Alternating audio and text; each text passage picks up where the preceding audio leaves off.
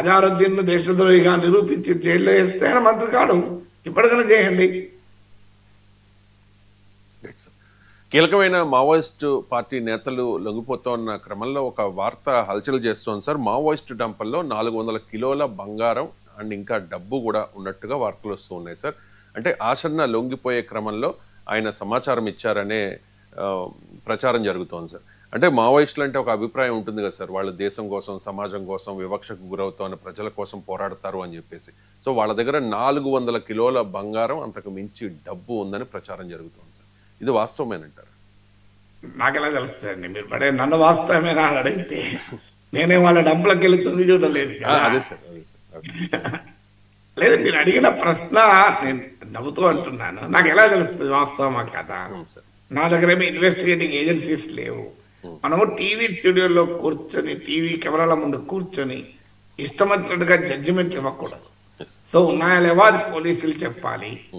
ఉంటే ఆశ్చర్యం లేదన్నది నా వ్యాఖ్య. ఎందుకంటే మావోయిస్ట్ నాయకుల దగ్గర ఉంది అని కాదు కదా, మావోయిస్ట్ పార్టీ దగ్గర ఉందని.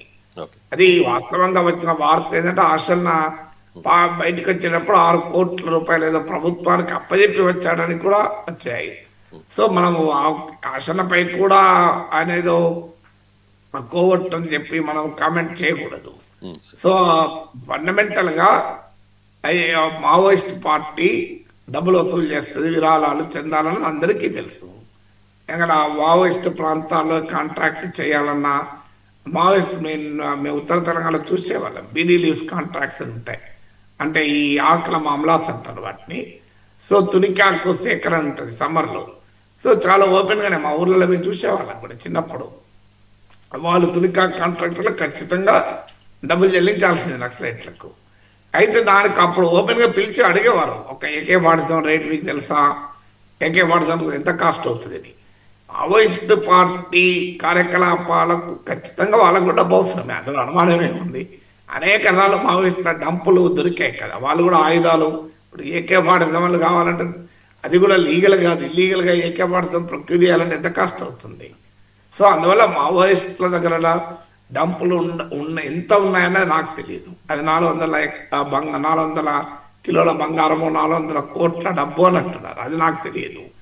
ఎందుకంటే ఆ కోవిడ్ టైంలో క్యాష్ చాలా ఇబ్బంది అయింది కనుక బంగారం రూపంలో మార్చుకున్నారన్నది మీడియా కథనం.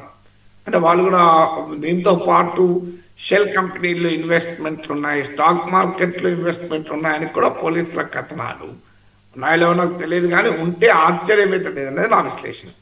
ఎందుకంటే అది కూడా ఒక రాజకీయ పార్టీ, మనకు అర్థం కావాల్సింది. ఒక రాజకీయ పార్టీ, అది అండర్ గ్రౌండ్ పార్టీ కావచ్చు, but that is a party. ఇప్పుడు మనకు నిషేధం లేని పార్టీలు ఏ రకంగానైతే తమ రాజకీయ కార్యకలాపాలకు నిధులు సేకరిస్తారో, 100 కోట్లు సేకరిస్తారు కదా. మీకు ఎలక్ట్రల్ బాండ్ స్కీమ్ వచ్చింది కదా. ఇప్పుడు ఎలక్ట్రల్ బాండ్ స్కీమ్ మావోయిస్ట్ పార్టీకి వర్తించదు కదా. ఇప్పుడు ఏదైనా కంపెనీ నేను ఎలక్ట్రల్ బాండ్ స్కీమ్ కింద మావోయిస్ట్ పార్టీకి డబ్బులు ఇస్తానని ఒప్పుకుంటారా? అందువల్ల మీకు మెయిన్ స్ట్రీమ్ జనజీవన సమితిలో ఉన్న రాజకీయ పార్టీలకు ఎలక్ట్రల్ బాండ్స్ ఉన్నాయి. వాళ్ళు అధికారంలో ఉన్నప్పుడు రకరకాల రూపాల్లో డబ్బులు పోగేసుకోగలుగుతారు మీకు. కానీ మావోయిస్ట్ పార్టీకి ఆ అవకాశం లేదు. కానీ అది కూడా ఒక రాజకీయ పార్టీ, మనం నచ్చినా నచ్చకపోయినా అది ఒక రాజకీయ ఉద్యమమే. సో వారి పంతా మనం నచ్చకపోవచ్చు. అందువల్ల రాజకీయ పార్టీని, రాజకీయ ఉద్యమాన్ని, అందులో రహస్యంగా నడిచేటువంటి వాటిని నిర్వహించడానికి నిధులు సమీకరిస్తారు. అందులో అందరికీ తెలిసిన విషయమే, నక్సల్ ప్రాంతాల్లో నిధుల సమీకరణ అనేది అందరికీ తెలిసిన విషయమే. ఎంత డబ్బు ఉన్నది, డంపులలో ఎంత ఉన్నది నాకు తెలియదు. అందులో రహస్యంగా పనిచేసే పార్టీలు అవకాశం ఉన్నప్పుడు ఎక్కువగా నిధులు సమీకరించుకుంటారు. ఎందుకంటే వాళ్ళకి ఎప్పుడు నిర్బంధం పెరుగుతుందో తెలియదు, ఎప్పుడు అన్ని రకాల వనరులు ఆగిపోతాయో తెలియదు. అందువల్ల డెఫినెట్గా వారు అవకాశం ఉన్నప్పుడు కాస్త ఎక్కువ సమీకరించి కూడా పెట్టుకునే అవకాశం ఉంటుంది. అంటే కోవిడ్ టైంలో జరిగింది, మనం అప్పుడు కూడా పత్రికల్లో చూసాం.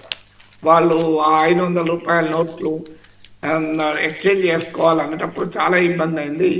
ఆ పీరియడ్లో ఎక్స్చేంజ్కి వెళ్ళినప్పుడు కూడా కొంతమంది దొరికారని కూడా వచ్చింది. బహుశా అనుభవం తర్వాత గోల్డ్ రూపంలో దాచుకోవడం సేఫ్ అని అన్నారని. సో మావోయిస్ట్ పార్టీల డంపులు పోలీసుల కంటపడడం, ఎందుకంటే దొరికిన నక్సలైట్లను రకరకాల రూపాల్లో పోలీసు స్టైల్లో వాళ్ళని విచారించి ఈ సమాచారాన్ని సేకరిస్తూ ఉంటారు. ఎందుకంటే అందరికీ తెలుసు యాంటీ నక్సల్ ఆపరేషన్స్ లో ఇంటెలిజెన్స్ పోలీస్ ఎలా వ్యవహరిస్తుందని కూడా.